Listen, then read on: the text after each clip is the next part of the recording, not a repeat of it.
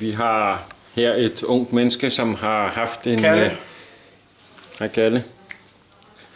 Som har haft en stor oplevelse, som han godt må snakke lidt om. Ja. Hvis du tager den, Kalle. Tak.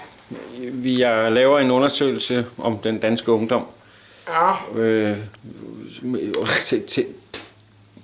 Temaet, det er store oplevelser. Hold med, Jimmy. Ringer senere. Ja, griner nok. Ja. Jeg tænker på, Jimmy. du har haft en stor oplevelse. Ja.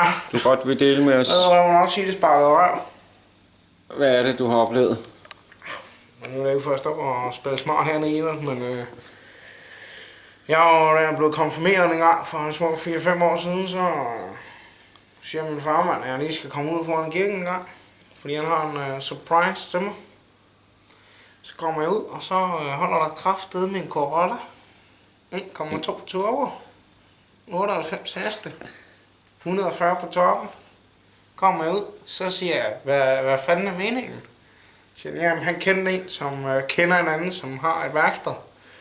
Og så har han lige fået lov til at låne den, og så lå vi meget fræs over ude på marken. Og super fedt. Hvad snakker vi? Vi snakker 1,2. Vi snakker 98 heste. Til Corolla. Er det det? Det er helt klart det. Ja, for fanden, man. Tror du ikke, jeg har blevet rundt på den mark derovre, eller hvad? Var der lavet store potter på, eller? Og kraftet med store potter på. Vi snakker potter på størrelse med Ferrari eller alt andet. Sindssygt. Ja. Det var fuldstændig sindssygt. Bare at blive blæst derudad. Hvad gjorde I i Corollaen? Jamen, det var så sindssygt.